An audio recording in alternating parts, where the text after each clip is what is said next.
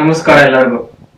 ಹೀಗೆ ಒಬ್ಬ ಯಾರೋ ತುಂಬಾ ತಿಳಿದಂತವ್ರು ಯಾರೋ ಒಬ್ಬ ಜ್ಞಾನಿ ಈ ಕಾಡಲ್ಲಿ ಹೋಗಿ ಒಂದು ಹಾಡು ಕೇಳ್ತಾ ಇರ್ತಾರೆ. ಇನ್ನು ಮೊಬೈಲ್ ಅಲ್ಲೋ ಇಯರ್ಫೋನ್ ಹಾಕೊಂಡು ಹಾಡು ಕೇಳ್ತಾ ಇರ್ತಾರೆ.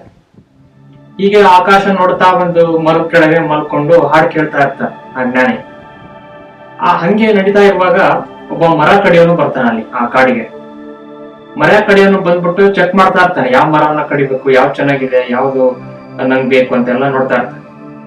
ಸುಮಾರು ಡಿಫ್ರೆಂಟ್ ಟೈಪ್ ಆಫ್ ಮರಗಳು ಇರ್ತಾವಲ್ಲ, ಇದನ್ನ ನೋಡ್ತಾ ಇರ್ತಾನೆ ಅವನು ಜ್ಞಾನಿ. ಸುಮ್ನೆ ಮಲ್ಕೊಂಡು ನೋಡ್ತಾ ಇರ್ತಾನೆ. ಡಿಫ್ರೆಂಟ್ ಟೈಪ್ ಆಫ್ ಮರಗಳು ಇರುತ್ತೆ. ಚೆನ್ನಾಗಿ ಬೆಳೆದಿರ್ತಕ್ಕಂಥ ಮರಗಳು, ಎತ್ತರ ಆಗಿ ಬೆಳೆದಿರ್ತಕ್ಕಂಥ ಮರಗಳು, ದಪ್ಪ ದಪ್ಪ ಕೊಂಬೆಗಳು ಎಲ್ಲ ಚೆನ್ನಾಗಿರ್ತಕ್ಕಂಥ ಮರಗಳು ಕೆಲವೊಂದು ಇರ್ತವೆ. ಇನ್ನು ಕೆಲವೊಂದು ವಕ್ರವಾಗಿ ಏನೂ ಇಲ್ದಂಗೆ ಎಲ್ಲ ಹುಳುಕು ಹತ್ಬಿಟ್ಟು ಆತರ ಇರ್ತಕ್ಕಂಥ ಮರಗಳು ಕೆಲವು ಇರ್ತವೆ.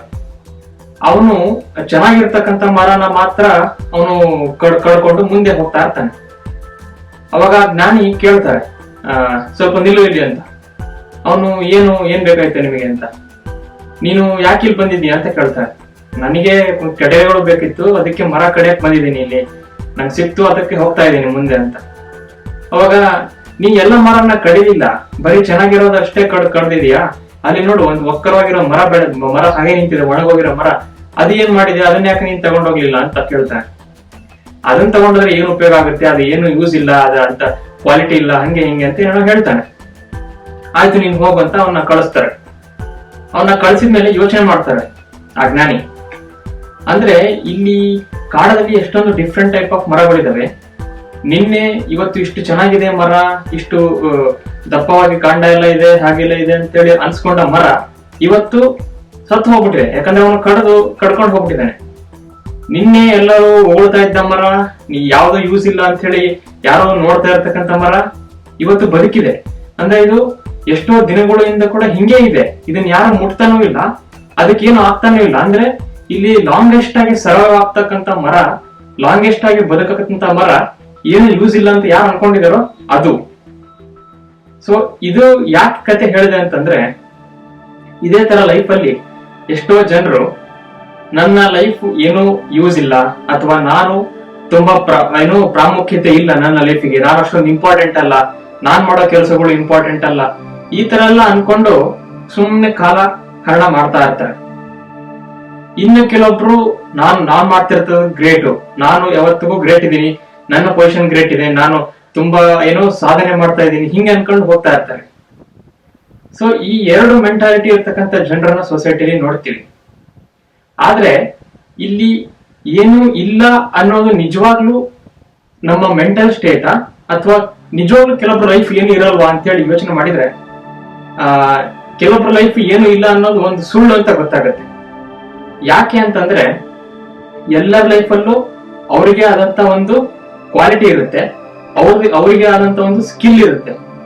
ಅದನ್ನ ಅವರು ಕಂಡಿಡ್ಕೊಳ್ದೆ ಹೋಗಿದ್ರೆ, ಅದನ್ನ ಕಂಡಿಡ್ಕೊಳ್ಳಿಲ್ಲ ಅಂತಂದ್ರೆ ಈ ತರ ನನ್ನ ಲೈಫ್ ಏನು ಇಲ್ಲ, ನನ್ ಕೈ ಏನು ಮಾಡಕ್ ಆಗಲ್ಲ, ಈ ತರ ಜನರು ಯಾಕೆ ಸೃಷ್ಟಿ ಆಗ್ತಾರೆ ಅಂತಂದ್ರೆ ಅವರು ಸಾಧನೆ ಮಾಡಕ್ಕೆ ಟ್ರೈ ಮಾಡಿರ್ತಾರೆ, ಮಾಡಲ್ಲ ಅಂತಲ್ಲ.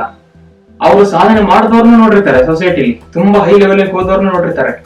ಆದರೆ ಸ್ವಲ್ಪ ಟ್ರೈ ಮಾಡಿ ಅವ್ರ ಕೈಯಲ್ಲಿ ಆಗಲ್ಲ ಅಂತ ಹೇಳಿ ಮತ್ತೆ ಬಿಟ್ಬಿಟ್ಟಿರ್ತಾರೆ, ಅಂದ್ರೆ ಗಿವ್ ಅಪ್ ಮಾಡೋದು. ಆ ತರ ಗಿವ್ ಅಪ್ ಮಾಡಿರೋ ಜನರು ಮಾತ್ರ ಈ ತರ ಡಿಸಿಷನ್ ಬರ್ತಾರೆ. ಆದ್ರೆ ನೀವು ಲಾಜಿಕಲ್ ಯೋಚನೆ ಮಾಡ್ತಾ ಹೋದಾಗ ಲೈಫ್ ಅನ್ನೋದು ಎಲ್ಲರಿಗೂ ಈಕ್ವಲ್ ಅಪಾರ್ಚುನಿಟಿ ಕೊಟ್ಟಿದೆ. ಯಾಕಂದ್ರೆ ನನಗೂ ನಾನೇ ಅದೇ ಆಕ್ಸಿಜನ್ ಸೇವಿಸ್ತಾ ಇದ್ದೀನಿ, ನೀವು ಅದೇ ಆಕ್ಸಿಜನ್ ಸೇವಿಸ್ತಾ ಇದ್ದೀರಾ. ನಾನು ನೋಡೋ ಬಣ್ಣ ಕೆಂಪು ಕಂಡ್ರೆ ನಿಮಗೂ ಅದು ಕೆಂಪು ಕಂಡೇ ಕಾಣುತ್ತೆ. ನಾನು ಒಂದು ಬ್ಯೂಟಿಫುಲ್ ಆಗಿರೋ ಒಂದು ಸೀನರಿ ನೋಡ್ತಾ ಇದ್ರೆ ಅದು ಕೂಡ ನಿಮಗೆ ಬ್ಯೂಟಿಫುಲ್ ಆಗಿ ಕಾಣ್ತಾ ಇರುತ್ತೆ.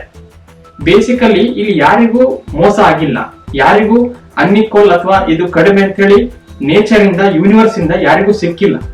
ಏನೇ ಅನ್ಇಕ್ವಲ್ ಅಂತ ಅನಿಸಿದ್ರು ಕೂಡ ಅದು ಸಮಾಜದಿಂದ ಮತ್ತೆ ಸಿಸ್ಟಮ್ ಇಂದ ಹಂಗಿರಬಹುದು. ಆದ್ರೆ ಬೇಸಿಕಲಿ ಹ್ಯೂಮನ್ ಆಗಿ ನೀವು ನೋಡಿದಾಗ ಯಾರಿಗೂ ಅನ್ಇಕ್ವಲ್ ಆಗಿ ಪೊಸಿಷನ್ ಇಲ್ಲ, ಎಲ್ಲರಿಗೂ ಈಕ್ವಲ್ ಅಪಾರ್ಚುನಿಟಿ ಇದೆ. ಇದೊಂದು ರೇಸಿಂಗ್ ಗೇಮ್ ತರ. ರನ್ನಿಂಗ್ ರೇಸ್ ಅಲ್ಲಿ ರೌಂಡ್ ಟ್ರ್ಯಾಕ್ ಗಳು ಇರುತ್ತೆ, ಸರ್ಕಲ್ ಟ್ರ್ಯಾಕ್. ಅದರಲ್ಲಿ ಎಲ್ಲರನ್ನು ಸ್ಟ್ರೇಟ್ ಆಗಿ ನಿಲ್ಸಲ್ಲ. ಯಾಕೆ ಅಂತಂದ್ರೆ ಈ ಸಣ್ಣ ಸರ್ಕಲ್ ಇರುತ್ತಲ್ಲ, ಸಣ್ಣ ರೇಡಿಯಸ್ ಇರೋ ಸರ್ಕಲ್, ಅವರು ಬೇಗ ಆ ರೌಂಡ್ ನ ಸುತ್ತ ಬಿಡ್ತಾರೆ. ಅದಕ್ಕೆ ಅವ್ರನ್ನ ಯಾವಾಗ್ಲೂ ಹಿಂದೆ ನಿಲ್ಲಿಸ್ತಾರೆ. ಅದಕ್ಕಿಂತ ದೊಡ್ಡ ಸರ್ಕಲ್ ಇರೋ ಜನರನ್ನ ಸ್ವಲ್ಪ ಮುಂದೆ ನಿಲ್ಲಿಸ್ತಾರೆ. ಯಾಕಂದ್ರೆ ಅವರು ಇವ್ರ ಸಮಾನ ನಿಂತ್ಬಿಟ್ರೆ ಅವ್ರ ಸರ್ಕಲ್ ದೊಡ್ಡದಿರುತ್ತೆ, ಸೊ ಅವ್ರು ಜಾಸ್ತಿ ರನ್ ಮಾಡಬೇಕು, ಸೊ ಮೋಸ ಆಗ್ಬಾರ್ದಲ್ಲ ಯಾರಿಗೂ, ಸೊ ಅವ್ರು ಇವ್ರಿಗಿಂತ ಮುಂದೆ ನಿಲ್ತಾರೆ. ಅವ್ರನ್ನ ಕಂಪೇರ್ ಮಾಡಿದ್ರೆ ಅವ್ರಿಗಿಂತ ದೊಡ್ಡ ಸರ್ಕಲ್ ಇರೋದು ಅವ್ರಕ್ಕಿಂತ ಮುಂದೆ ನಿಲ್ತಾರೆ. ಸೊ ಟೋಟಲಿ ನೀವು ನೋಡ್ತಾ ಹೋದಾಗ ಯಾರು ಈಕ್ವಲ್ ಇರೋದಿಲ್ಲ. ಇದೇ ತರ ಲೈಫ್ ಅಲ್ಲಿ ಯಾರು ಈಕ್ವಲ್ ಆಗಿ ಹುಟ್ಟಲ್ಲ, ಯಾರಿಗೂ ಈಕ್ವಲ್ ಆಗಿ ನಾಲೆಜ್ ಇರಲ್ಲ, ಇರಬಾರ್ದು. ಯಾಕೆ ಅಂತಂತಂದ್ರೆ ಎಲ್ಲರಿಗೂ ಅವ್ರದೇ ಆದ ಸ್ಕಿಲ್ ಇರುವಾಗ, ಎಲ್ಲರೂ ಅವರ ವೇಯಲ್ಲಿ ಜೀನಿಯಸ್ ಇರುವಾಗ, ಅವರು ಎಷ್ಟು ಕಷ್ಟ ಪಡ್ತಾರೋ, ಅವ್ರು ಎಷ್ಟು ಇಂಟಿವಿಟಿವ್ ಆಗಿ ಅವರ ಬ್ರೈನ್ ಅನ್ನು ಡೆವಲಪ್ ಮಾಡ್ತಾರೋ ಅದಕ್ಕೆ ತಕ್ಕಂಗೆ ಅವರಿಗೆ ರಿವಾರ್ಡ್ ಸಿಗ್ತಾ ಹೋಗುತ್ತೆ. ಸೊ ಕೊನೆಯಲ್ಲಿ ಈ ಲೈಫ್ ಅನ್ನೋ ಒಂದು ಸರ್ಕ್ಯುಲರ್ ರನ್ನಿಂಗ್ ರೇಸ್ ಅಲ್ಲಿ ಎಲ್ಲರೂ ಇಂಡಿಫರೆಂಟ್ ಆಗಿದೀವಿ ಅಂತ ಅನ್ಸಿದ್ರು ಕೂಡ, ಅನ್ಈಕ್ವಲ್ ಆಗಿ ಇದೀವಿ ಅಂತ ಅನ್ಸಿದ್ರು ಕೂಡ, ಕೊನೆಗೆ ನೀವು ಸುತ್ತಿದಾಗ ಅದೇ ಡಿಸ್ಟೆನ್ಸ್ ಕವರ್ ಮಾಡ್ತೀರಾ. ಸೊ ಇಲ್ಲಿ ಶ್ರೀಮಂತನು ಅದೇ ಡಿಸ್ಟೆನ್ಸ್ ಕವರ್ ಮಾಡ್ತಾನೆ, ಬಡವನು ಅದೇ ಡಿಸ್ಟೆನ್ಸ್ ಕವರ್ ಮಾಡ್ತಾನೆ. ನನ್ನ ಕೈಲಿ ಎಲ್ಲ ಆಗುತ್ತೆ ಅನ್ಕೊಳ್ಳೋನು ಅದೇ ಡಿಸ್ಟೆನ್ಸ್ ಕವರ್ ಮಾಡ್ತಾನೆ, ನನ್ನ ಕೈಲಿ ಏನು ಆಗಲ್ಲ ಅನ್ಕೊಳ್ಳೋನು ಅದೇ ಡಿಸ್ಟೆನ್ಸ್ ಕವರ್ ಮಾಡ್ತಾನೆ. ಸೊ ಒಂಥರ ಇದು +1 -1 ಇದ್ದಂಗೆ. ಏನೋ ಇದೆ ಅಂತ ಅನ್ಕೊಂಡ್ರು ಕೂಡ -1 ಆಗಿ 0 ಆಗ್ಬಿಡುತ್ತೆ, ಏನೋ ಇಲ್ಲ ಅಂತ ಅನ್ಕೊಂಡ್ರು ಕೂಡ ಒಂದಿನ +1 ಆಗಿ 0 ಆಗ್ಬಿಡುತ್ತೆ. ಸೊ ಇಲ್ಲಿ ಏನೇ ಮಾಡಿದ್ರೆ ಒಟ್ಟಿನಲ್ಲಿ 0. ಈ 0 ಅಂತಂದ್ರೆ ಏನು ಅಂತಂದ್ರೆ ಟೋಟಲ್ ಸರ್ಕಲ್, ಅಂದ್ರೆ ಒಂದು ರೇಸ್ ಆದಾಗ ಎಲ್ಲರಿಗೂ ಈಕ್ವಲ್ ಅಂತ. ಈ ರೇಸ್ ಅಂತಂದ್ರೆ ಹೋಲ್ ಲೈಫ್ಗೆ ನಾನು ಕಂಪೇರ್ ಮಾಡ್ತಾ ಇದ್ದೀನಿ. ಸೊ ಇಲ್ಲಿ ಎಲ್ಲ ಇದೆ ಅಂತ ಅನ್ಕೊಳ್ಳೋ ಮನುಷ್ಯರು ಎಲ್ಲ ಇದ್ದು ಅನುಭವಿಸ್ಬೇಕು, ಹ್ಯಾಪಿ ಆಗಿರ್ಬೇಕು, ಅದು ಓಕೆ. ಬಟ್ ನನ್ನ ಹತ್ರ ಏನೂ ಇಲ್ಲ ಅಂತ ಅನ್ಕೊಳ್ಳೋ ಮನುಷ್ಯರು, ನನ್ನ ಕೈಲಿ ಏನೂ ಆಗಲ್ಲ ಅಂತ ಅನ್ಕೊಳ್ಳೋ ಮನುಷ್ಯರು ಒಂದು ಸಲ ಈ ಕಾನ್ಸೆಪ್ಟ್ ನೀವು ಅಪ್ಲೈ ಮಾಡ್ಬೇಕು.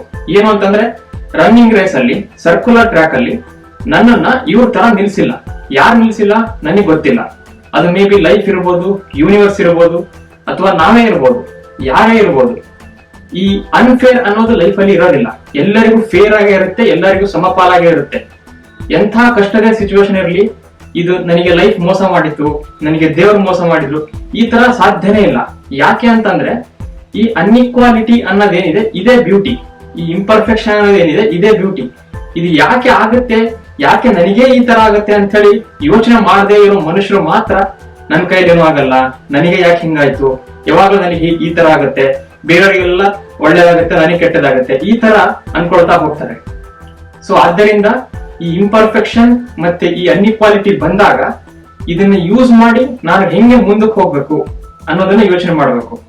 ಅದು ಯಾವತ್ತಿಗೂ ಲೈಫಲ್ಲಿ ಇಂಪಾರ್ಟೆಂಟ್ ಮಹತ್ವ ವಹಿಸುತ್ತೆ ಅಂತ ಹೇಳ್ತಾ ಈ ವಿಡಿಯೋವನ್ನ ಇಲ್ಲಿಗೆ ಮುಗಿಸ್ತಾ ಇದ್ದೀನಿ. ನಿಮ್ಗೆ ಇದೇ ತರಹದ ಬ್ರಹ್ಮಾಂಡ ವಿಷಯಗಳು ಮತ್ತು ಮನಸ್ಸಿಗೆ ಸಂಬಂಧಪಟ್ಟ ವಿಷಯಗಳು ಇಷ್ಟ ಆದಲ್ಲಿ ದಯವಿಟ್ಟು ನನ್ನ ಚಾನಲ್ ಸಬ್ಸ್ಕ್ರೈಬ್ ಮಾಡಿ. ಧನ್ಯವಾದಗಳು.